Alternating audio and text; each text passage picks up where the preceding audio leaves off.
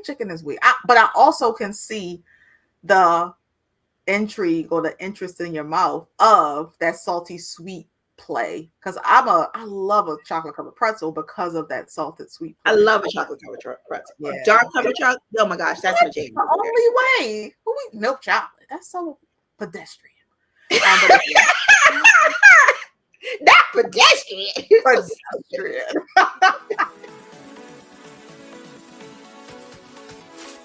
Welcome to the Easy Answer Podcast. Hey, we're back. Hey, Brandy. What's up, Vaughn? How you doing? I'm doing good. So, do you like saucy food or do you like dry food? What's your preference? I like saucy food. I know you like dry food. I don't like dry food. I like saucy food too. I enjoy and appreciate dry food. Like I love dry toast. I love just plain pasta with no sauce. Like, I love dry toast. And you said you love just pasta, right? I do pasta with no sauce. I can eat rice with no butter. Like I like that stuff. I can eat a potato just straight boiled, nothing on it. I love just plain food. But I can't say that You know what it is? It's what?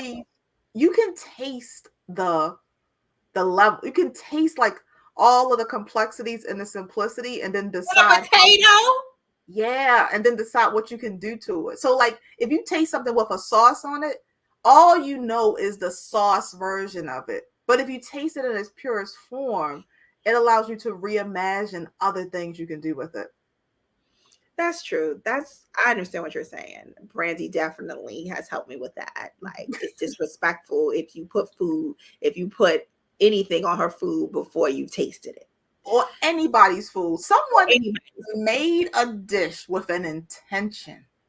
Taste the intended outcome first, then adjust. It literally could be exactly what you were looking for. Like, it is crazy when you just people drop food on the table and folks just start seasoning. It is the craziest concept to me.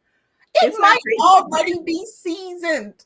I don't see it as disrespectful just because that's not a place that I jump to immediately. I think people like what they like, you know. But but when you're talking about someone who's a chef, you cook for, a living, you enjoy cooking, you take it to a whole nother level, and I think it's disrespectful. Yeah, if it's disrespectful to you, I don't do it when you're there because I respect you, I don't want you to be like, excuse me, ma'am, and Brandy gets indignant. Okay. So today we have the list. You're so funny. But it's before we move to the list, it's also a missed opportunity for you to experience something before altering it. So everybody wins when we just take that first bite as intended. Okay, let's go with Brandy's. So USA Today did this article about condiments. The best condiments. The best condiments. Now, how did they decide what was best? Like what was the healthiest. Oh, the healthiest condiments. Okay, got it. So we decided with health. So what's number one on this list of healthy condiments? Guacamole. Got it. So why do we think guacamole made this list? Because it was avocado ratio, of course. Mm-hmm. Avocados are a healthy fat, and we know that they are very good for you. Mm-hmm. I didn't even like avocados, but because I'm invested in my health, I started eating them, and then I realized, oh, this is pretty good. But you have to do a lot. I feel like a lot of doctoring avocado to make it taste good. Avocado, especially in America. So I heard that out like other countries where they grow, they taste so different. They have better flavor than the ones that we have here. But I agree. I feel like avocados are bland. Growing up, when I would just get that green Glock on the side of like a dish when we went out to like a Mexican restaurant, I'd be like, what is this? Yes. And I used to say, like, I don't eat avocados. They're green. They're the color of Shrek. I don't eat things that are that color. Fun fact. Did we know that the serving size of an avocado is a half of avocado a day? So we're not supposed to eat more than a half. A half of avocado a day gives us adequate healthy fats. So, that's really interesting because in the story, when they wrote the story for us, the Us Weekly story, they had a whole bunch of pictures of ketchup. And ketchup did not make the list because, as everyone knows, it is an unhealthy condiment. Why? You know why? Because of the sugar content. She just wants to hear me say it, okay? She knows she has trained me properly. Ketchup has too much sugar in it. Yeah. And it's just not healthy for you. Like now, when I eat my Alexia fries, I don't have sugar. I don't put ketchup on it. I just eat them. Interesting. Okay. Yeah. I mean, I like guacamole. It has to be well done though. Like you say, avocado on its own is bleh. You gotta like, even people like the avocado toast craze. You got to give yourself at least a little squeeze of lemon, some salt, and some pepper, some garlic powder, some onion powder, something on that avocado. Otherwise, you're like, what is this? But yeah, I can see why people like guac, and I can see why it made the healthy list because of the healthy fats from the avocado. Number 2 on the list is mustard. Brandy's favorite. One of my favorites. Like mustard is so underused, like so underused, and there's so many varieties of mustard. Like we think about, at least I know, when I think mustard, I think French's mustard on a hot dog as a kid. Like that's always delicious. That is just delicious, delicious, delicious. Simple classic thing. Like just happy. I'm just happy. Yes. But there's spicy mustard. There is horseradish mustard. There's honey mustard. There's the honey mustard where say it again. Dijonnaise. Yes, there's the Dijonnaise mustard. There's the Dijon mustard. Like, there's a whole. Yeah, but honey mustard is too sweet. It's definitely it is. Honey mustard is too sweet. But I will say, if you do get a honey mustard, I would prioritize the honey mustards that actually are spicy. And people don't realize that mustard seeds are actually really spicy. So if you get a honey mustard that has more of the mustard seed spice, less of the honey, it ends up being a think of it as if you've ever had Japanese food, the green stuff is wasabi and it's really, really spicy. But it's like a mix of that kind of heat with like the honey. I personally like that version of honey mustard better than the version that we have a lot, like the Ken's version that they tend to give out at like places. That's just sweet. It's just very sweet. But if you know anyone who's a chef, like I know Brandy. Chefs, like they make things from scratch. So Brandy makes her mustard. Not all the time, okay? Not all the time. A lot of times. Mustard. Because you have mustard seed. You just throw some water and a little bit of vinegar, depending on what it is that you want. But mustard is good and it's cheap and it doesn't have many calories. And it has like no calories. Like mustard has like no calories. So it is a very healthy one. It's the southern barbecue sauce. I think it's like one of the Carolinas has like a mustard based barbecue sauce that's really good. Yeah, my mother puts mustard on her pork. Yeah, that makes sense. She's from Florida, so she loves it. It's that tanginess. Remember, mustard has and it also has a saltiness to it without having a lot of salt because of the vinegar and mustard combination, which is a really nice thing too. Now, the third thing on the list was a little bit much for me. It's balsamic vinaigrette, and I don't see that as a condiment. Balsamic vinegar. Balsamic vinegar, sorry. I don't see balsamic vinegar as a condiment. It is a condiment. It is an amazing condiment. Like you talked about eating your Alexia fries without ketchup. Balsamic vinegar would be an interesting kind of like condiment, like to put on top of it. On top of the fact we use that other one before it, our mustard and balsamic vinegar make a really nice just like dressing or kind of dip that you could kind of use for something. And we think about balsamic vinegar a lot of times as just a brown balsamic vinegar, but there's actually a white balsamic vinegar too that has like a more sweetness to it. That is like a really good condiment too. So vinegars in general, they've called out balsamic vinegar, but vinegars in general are a great way to add a level of acid, different flavor, and also activate the salt part of your palate without adding salt. So I can see why this made the list. Of course you can. The next one I completely get because I lived in LA for 3.5 years. It is salsa.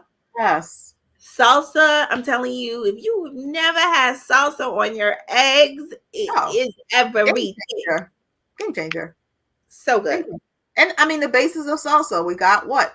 We got tomatoes, we got onions, depending on where we got some green pepper, we have some jalapeno if we want to have a little heat, and we have some type of herb, which is usually like a cilantro, right? That's usually our basis, a little salt, pepper. Some people put vinegar in it. Bam.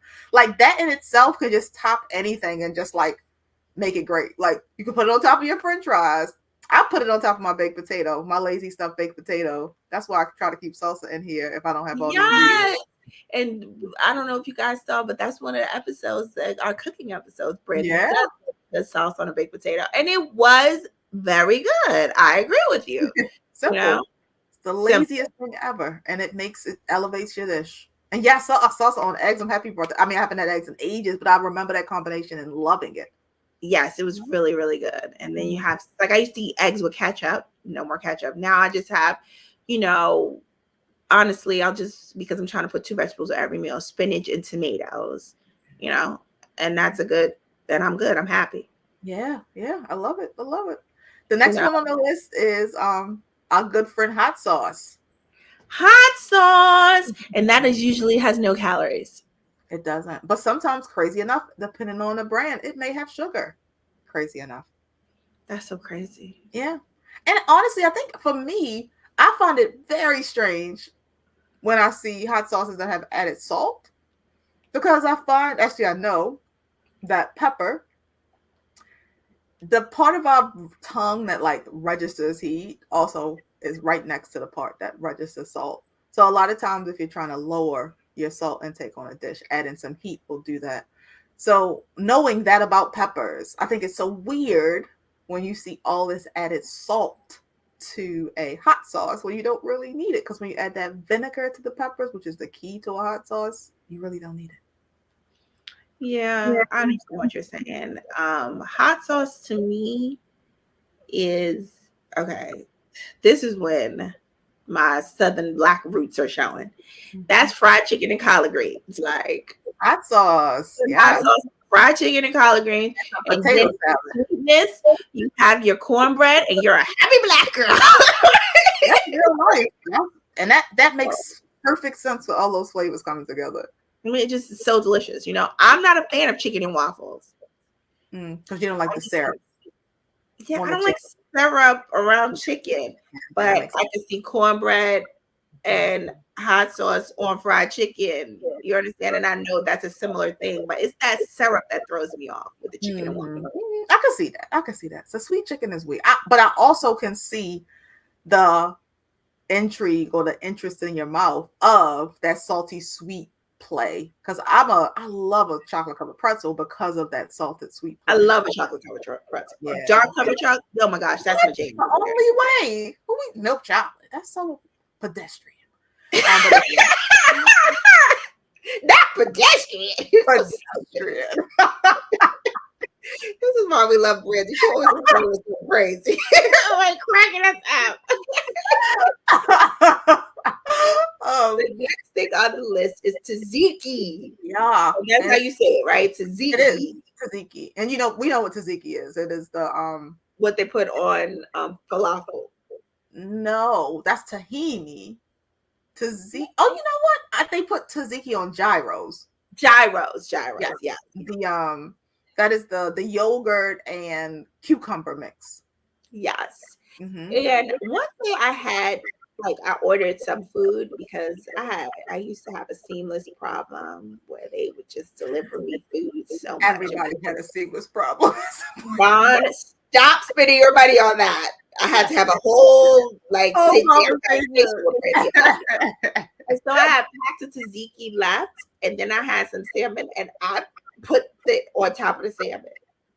And it was good. So that's great. That makes perfect sense. Salmon and tzatziki, yeah. Creaminess, salmon, creamy, cucumbers, cooling. And if you are interested in how do we create tzatziki in the plant-based world, like what is it? Because yogurt tends to be sometimes it's sour cream, and what is that called? The cucumber. Yeah. Oh. Cucumber. So tzatziki is the combination of those two things. Okay. How do you do it?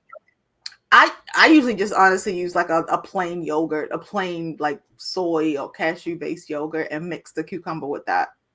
And I like to add a little extra, so I'll do like a little onion powder, a little garlic powder, maybe some black pepper just to give it a little more. If I'm being honest, my yogurt choices, soy-based yogurts aren't really working for me.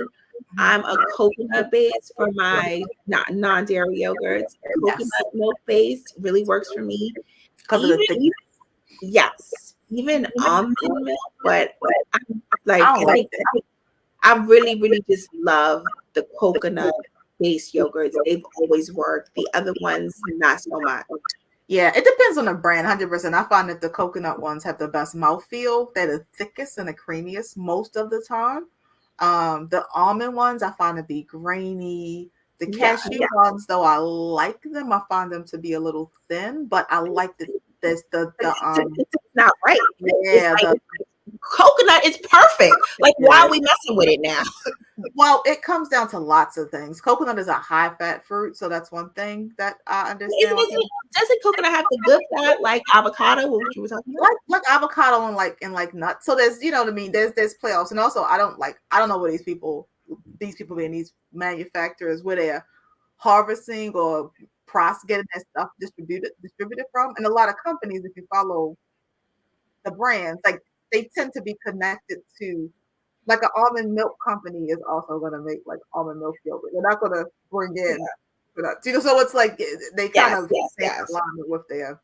Yeah. That's true. And so for me, I found just like with the ice cream, for me the best ice cream has been the coconut based ice cream, and Oatly. Oatly conquered it. Okay, for me. Good. Yeah. Oatly did it. Yeah. Especially as a nut free base version, because that's a lot of times with your ice cream, you get that fatty richness from a nut.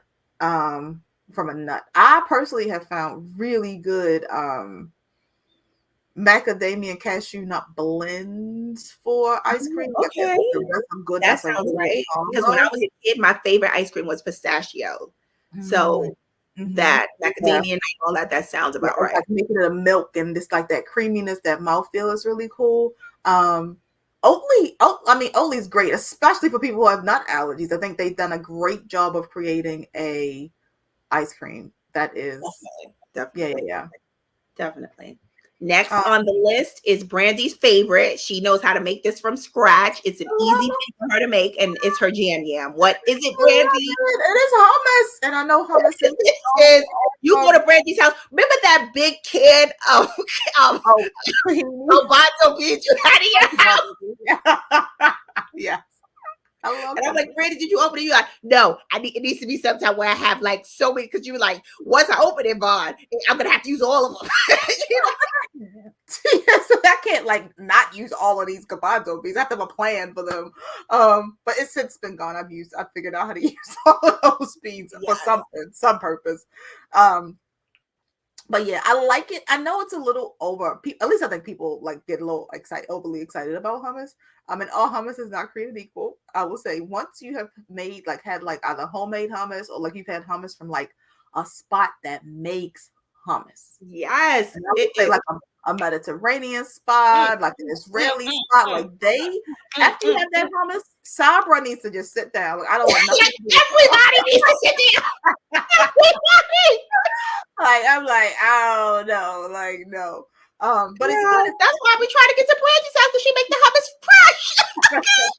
I'll be like, Brandy, when I'm coming over. Okay.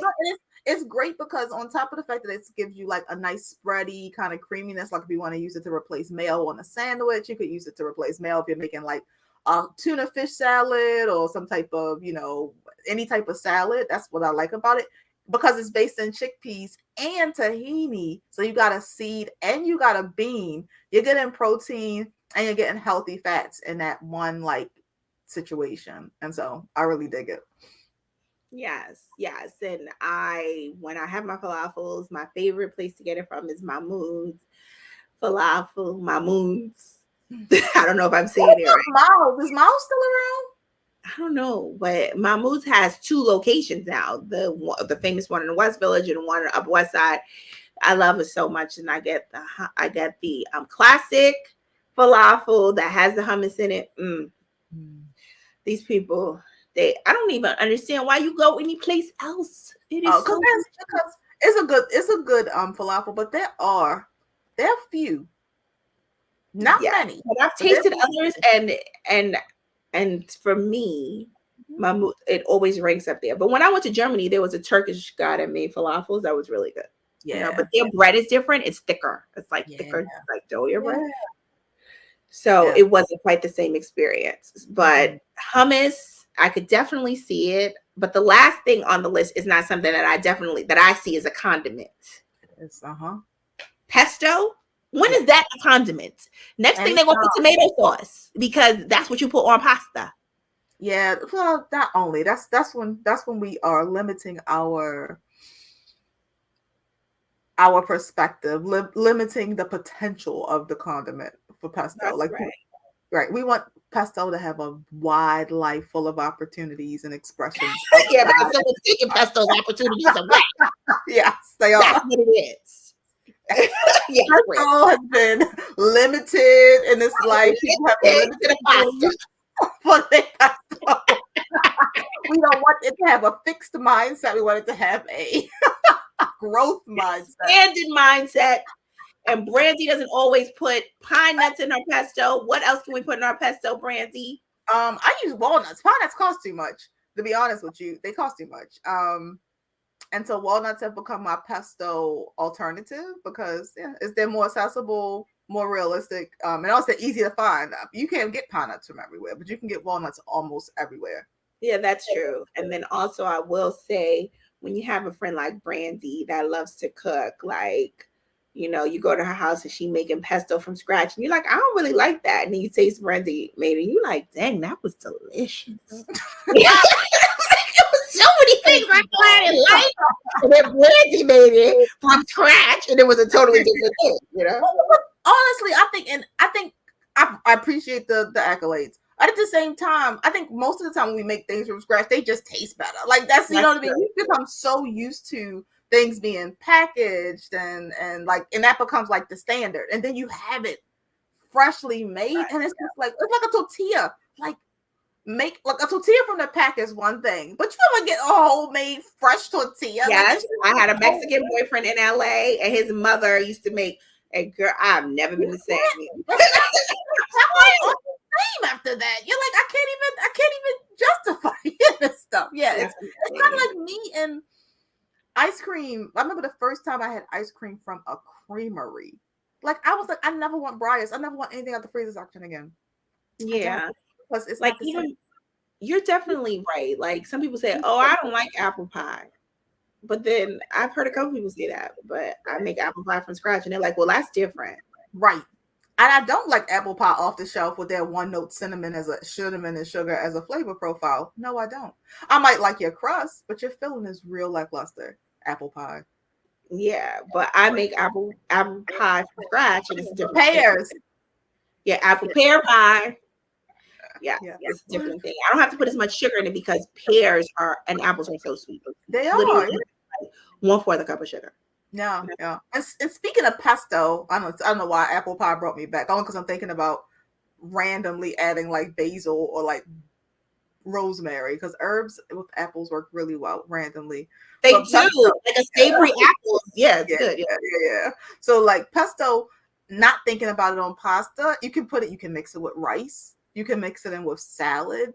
You could also literally just spread it on a sandwich. Like people don't think about it as a way that like instead of I don't know, mayonnaise. I think that's what people put on all sandwiches. Like you put mayonnaise on a sandwich. You can spread pesto and it's really tasty.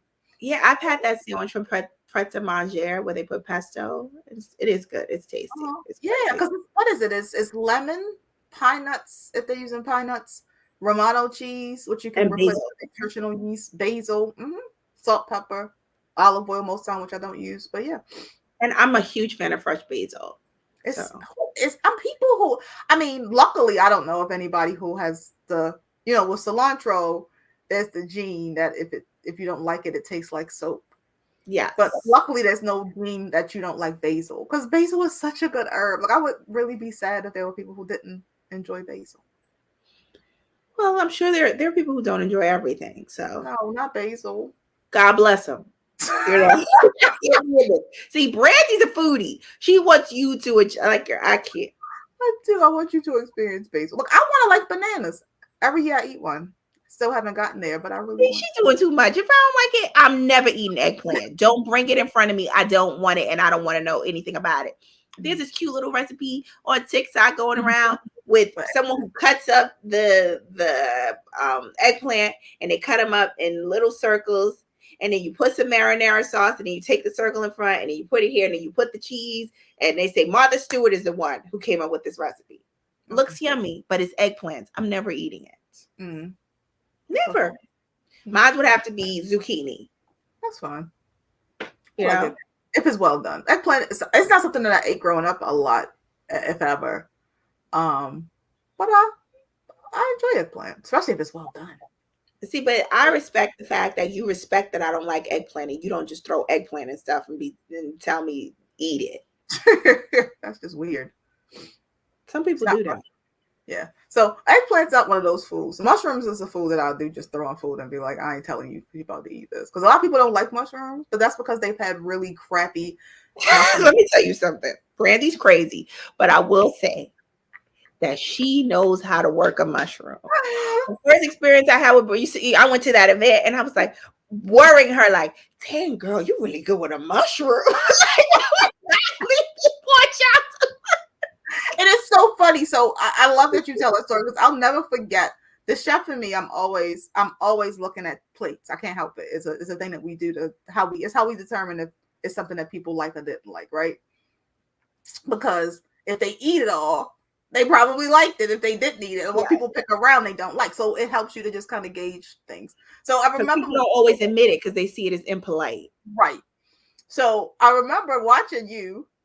And how you had put your mushrooms to the side and like you didn't eat your mushrooms. I was like, dang, maybe she don't like mushrooms. But then eventually I saw you like eat them. And I remember when we had talked about it after the fact, you were like, I was saving them for the end because I wanted to, like, they were so good. I didn't want them to like go first. So you like put them to the side. Yes, I wanted to save it. I wanted to savor the delicious mushrooms. Yeah, I loved them. They were so good, you know. Yeah. And I'm not a fan of certain things, like, you know, like I'm not a fan of like you know, people make homemade veggie burgers. I typically don't like it. Mm-hmm. But if I have your mushrooms on it, I'm good. Mm-hmm. You know, I typically do not like homemade veggie burgers because sometimes people put the wrong things in veggie burgers for me. Like, I don't like peas in a veggie burger. I can understand that. I either like mushrooms or like it's certain things like black bean veggie burgers. I don't like that. Mm. But mushrooms, I like it on every burger. So if some, like, even when I buy frozen veggie burgers, if I look at and they have peas in them, I never like it. Or even when I buy veggie patties and the veggie patties that have peas in them and corn, I'm like, I do not like those. I like the ones with the cabbage. Yeah, that's because that shows the laziness. Y'all took them things out the frozen pack. Y'all took their little mixed vegetable pack with the corn, the peas, and the little square carrots, and you mix them. That's a no. No. Yeah, I don't like that. You didn't even think about it. Texturally, it's weird too. Like, who wants a pea in the middle of a veggie patty? That makes sense. It's not a samosa. Like a samosa with a pea works. You got a potato. You got I love samosas. That's my jam. A veggie patty? No. Yes. Yeah. Cool. See, we could just talk about anything. All right, guys. So that is all she wrote for our condiment episodes. In the comments, let us know what some of your favorite condiments are, even if they did not make the list, so we can see if we could give you some healthy alternatives to them. Because I know only 8 made this list, and like we know some of our favorites that aren't on the list. Barbecue sauce, at least mine, ketchup, has a lot to do with the sugar content, so that's another reason why it didn't make the list. But they're helpful ways to make. I love a good homemade ketchup. I've been doing this ketchup with my good friend dates as a sweetener, which is so easy to make with just tomato paste, dates, Look at her face. Like, it just sounds painful. Yeah, it's all we need is what do we need? We are building flavor profile. I said it so much. Okay. We just need sweetness. We get sweetness from dates. It's real simple. It's real simple. Cool. All right. Till the next time, guys. Stay easy. Thanks for listening. Tune in each week for a new episode. And stay connected to us on Instagram and YouTube at The Easy Answer Podcast.